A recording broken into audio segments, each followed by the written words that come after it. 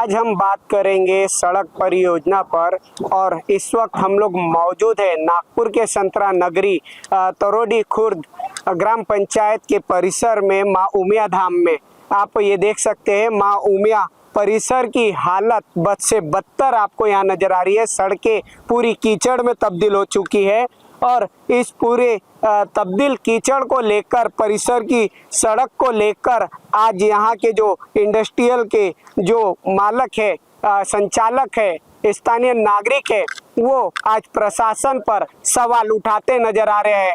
नमस्कार, मैं सुरेंद्र सिंह नागी आप सबका स्वागत करता हूं हमारे खास शो बोल नागपुर बोल वार्ड की समस्याओं पर सारे राजखोल में। और आप ये मेरे पीछे की तस्वीरें देख सकते हैं कि किस तरीके से अभी जो माँ उमिया का जो ये परिसर हम आपको बता रहे हैं, तस्वीरों के माध्यम से आप देख सकते हैं कि सड़कें पूरी तालाब में तब्दील हो चुकी है और ये कीचड़ में लोग आने जाने को मजबूर है। और कहीं ना कहीं यहाँ जो बड़े बड़े हेवी वाहन जो यहाँ चलते हैं, आप उनके तस्वीरों के माध्यम से देख सकते हैं कि किस तरीके से अभी वो इस खराब रास्तों से गुजर रहे हैं और कहीं ना कहीं इन रास्तों का वो शिकार होते नजर आ रहे हैं। हमारे साथ यहाँ पे कुछ स्थानीय नागरिक भी है, हम उनसे भी चर्चा करेंगे और जानेंगे कि किन समस्याओं से आज वो यहाँ पे जूझते नजर आ रहे हैं। सर, क्या समस्या यहाँ देखने को मिल रही है? सर, यहाँ पे ये उमिया इंडस्ट्रियल एस्टेट पिछले 14 साल से तो मैं देख रहा हूँ, यहाँ पे ना कोई रोड की सुविधा हुई आज तक।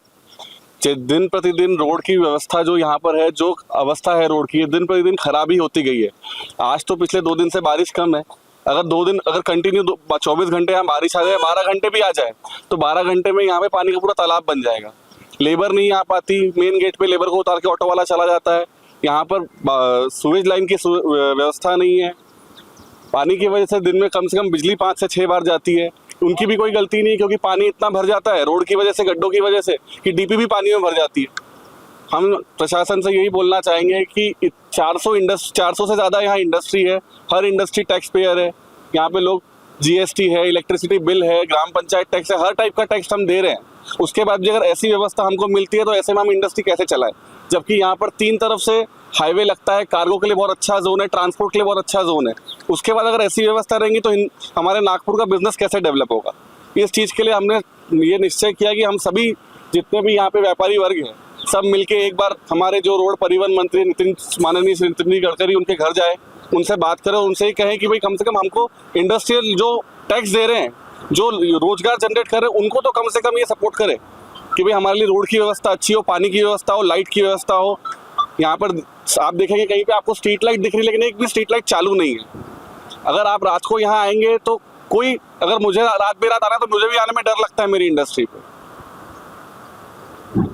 तो यहाँ पे आपने देखा कि किस तरीके से जो है स्थानीय नागरिक, जो यहाँ पे इंडस्ट्रियल के जो संचालक है, वो परेशान नजर आ रहे हैं और काफ़ी सारी समस्याओं पे यहाँ सवाल उठाए जा रहे हैं। अगर हम बात करें इस रास्ते की, तो अभी भी आप देख सकते हैं हेवी व्हीकल यहाँ पे पानी में किस तरीके से आपको नजर आएगा। और तो दूसरी तरफ अगर इन सड़कों की, अगर हम दूसरे रूट की बात करें, मार्ग की बात करें, तो आपको भंडारा हाईवे रोड नजर आएगा, जहाँ से ये पूरे व्हीकल जो है ये परिसर में, माँ उमिया परिसर में आते हैं, जिसको लेकर कहीं ना कहीं रोजगार पे जो है वो फर्क नजर आ रहा है और ये रोजगार में नुकसान यहाँ हो रहा है। ऐसा आरोप जो है इंडस्ट्रियल के जो संचालक है वो लगाते फिर रहे हैं। और भी यहाँ कुछ लोग हमारे साथ जुड़ रहे हैं, जानेंगे किन समस्याओं को लेकर आज वो यहाँ जूझते नजर आ रहे हैं। सर, और क्या समस्या यहाँ पे देखने को मिल रही है? समस्या सिर्फ रोड की नहीं है, लाइट की भी है, लाइट के साथ में गटर लाइन की भी है, गटर लाइन के साथ में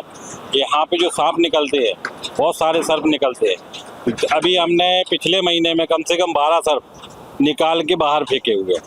अब यहाँ पे सर्प मित्र भी आने को नहीं देखता है, क्योंकि रोड खराब होने से सर्प मित्र भी नहीं आते हैं और लेबर भी आने को नहीं देखती है सर्पों को देख के कि यहाँ कोई अगर हादसा हो जाएगा तो उनको भी नुकसान हो सकता है, इसलिए वो भी नहीं आते हैं। लेबर वाले डायरेक्ट मना कर देते हैं, गाड़ी वाले डबल भाड़ा मांगते हैं, क्योंकि गड्ढों के होने के कारण उनका भी नुकसान होता है। अभी तक अपने इन पूरी समस्याओं को लेकर कहाँ निवेदन दिया गया है और प्रशासन को अपनी समस्या बताई गई है? जहाँ हम टैक्स देते हैं वहाँ पे हमने सब कुछ बताया हुआ है, लेटर भी दिया हुआ है, कोई सुनवाई नहीं। और वो बोलते हैं कि ये गवर्नमेंट इंडस्ट्री में जा रही है, कब जा रही है, क्या जा रही है, क्या हो रहा है, कुछ पता ही नहीं है। कोई जानकारी नहीं देते हैं और रोड का तो काम करते ही नहीं है। हम लोगों को गड्ढा दिखते हैं, अगर हमारे आसपास में रहता है तो हम स्वयं मुरम बुला के उसको डलवाते हैं और मुरम को एक सा करके वो जब तक पानी आ जाए तो वो भी बह जाती है। अभी सामने वालों ने दो गाड़ी माल बुलाया, 1 घंटे में ख़त्म हो गया, क्योंकि रोड ऐसा है कि वहाँ रुकता ही नहीं है। पानी का इतना बहाव है कि रुकता ही नहीं है। ये गटर लाइन का पानी जो है रोड से चल रहा है, गटर लाइन का कोई व्यवस्था ही नहीं है।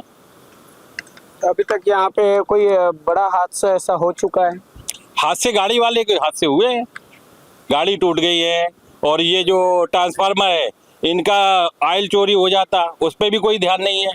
ऑयल चोरी हुआ 2 दिन ट्रांसफार्मर नहीं आता, लाइट मिले ना मिले, आदमी की फैक्ट्री चले ना चले, कोई मतलब नहीं है। उनका सिर्फ एक ही बोल रहा है कि हम देखते हैं, और 3-3 दिन लगा देते हैं। तो ये थे हमारे साथ में यहाँ पे संचालक, और जिन्होंने बताया कि कहीं ना कहीं हम अगर अपनी समस्याओं को लेकर यहाँ पे सूचित करते हैं तो आखिर हमारी समस्याओं का समाधान कौन करेगा। और कुछ ही अंतराल पे अगर आपको ये इलेक्ट्रिक जो है पोल भी नज़र आएंगे जिनकी लाइटें तक यहाँ पे बंद रहती है और रात को नज़ारा ही कुछ और हो जाता है। और जो खुला परिसर है यहाँ पे सांप बिच्छुओं का भी डर बना हुआ रहता है। और आप कुछ ही अंतराल पे देखेंगे तो आपको नेशनल हाईवे जो जबलपुर से हैदराबाद जा रहा है वो आपको नजर आएगा, जहां से अभी लोग आपको आते जाते नजर आएंगे। और यहाँ इस परिसर में माँ उमिया धाम भी यहाँ मौजूद है, जिसको नवरात्रि को लेकर हजारों भक्त, लाखों भक्त यहाँ पे दर्शन के लिए आते हैं। ऐसे में उनकी सुख सुविधाओं पर, उनकी सुरक्षा को लेकर काफी सारे सवाल यहाँ उठ रहे हैं। और भी यहाँ जो लोग हैं हम उनसे भी चर्चा करेंगे और जानेंगे कि किस तरीके से आज वो अपनी पूरी समस्याओं को लेकर प्रशासन तक क्या अपनी बात पहुंचाना चाहते हैं। सर क्या कहेंगे? और अभी तक जो निवेदन भी दिया गया है, काफ़ी सारे लोगों को सूचित भी किया गया है, तो अभी इसके आगे की आप लोगों की क्या भूमिकाएं रहेगी? सर हम लोग सोच रहे हैं गडकरी साहब के घर पे जाए, गडकरी साहब के घर पे जाके निवेदन दे चुके 1-2 बार, और जाके अभी कुछ हंगामा करे तभी कुछ होता है। जब तक प्रोटेस्ट नहीं होता है कोई चीज़ का रास्ता नहीं निकलता है। ये अभी CJP का जो प्रोटेस्ट हुआ उससे मालूम पड़ा है, जब तक किसी की मौत होगी नहीं या कोई बहुत बड़ा एक्सीडेंट होगा नहीं तब तक गवर्नमेंट कुछ करने वाली है नहीं।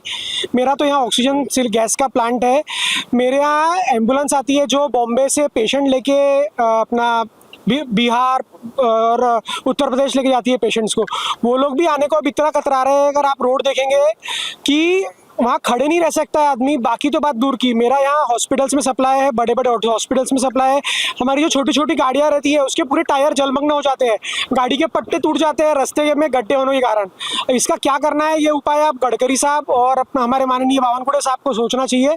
तरोड़ी ग्राम पंचायत में हम लोग 4-5 बार जाके आए हैं, लेकिन वो क्लियर बोलते हैं कि ये सब माँ उमिया के लोग देखेंगे, और उनको बोलो तो वो बोलते हैं हमारे पास फंड नहीं है।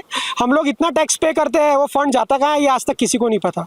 ये थे हमारे साथ में यहाँ पे स्थानीय नागरिक, जिनका कहना है कि हमारी जो यहाँ पे कंपनियां हैं ऑक्सीजन प्लांट तक यहाँ पे है, जो अलग अलग शहरों में लोगों की जान बचाने का काम करती है। हॉस्पिटल में हमारे सिलेंडर जाते हैं, काफ़ी सारे इंडस्ट्रीज एरिया में सिलेंडर सप्लाई होती है, लेकिन यहाँ पे जो लोग आते हैं वो इस परिसर में आना नहीं चाहते, क्योंकि ये जो तस्वीरें हैं ये कुछ और बयां कर रही है। और लगातार यहाँ के जो लोग हैं उनका अभी कहना है कि अब हमने जो निवेदन और सूचना जो दी है उस पर कोई कार्रवाई नहीं हुई है, जिसको लेकर अब हम केंद्रीय मंत्री नितिन गडकरी जी से मुलाकात करेंगे। और उसके बाद अगर इन पूरे सवालों का समाधान नहीं होता है तो उसके आगे हम आंदोलन की भूमिका में अपनी बात रखने की कोशिश करेंगे। माँ उमिया परिसर की पहली तस्वीर हमने आपको वहाँ बताई, जहाँ पे सड़क बुरी तरीके से जो है पूरी खराब है।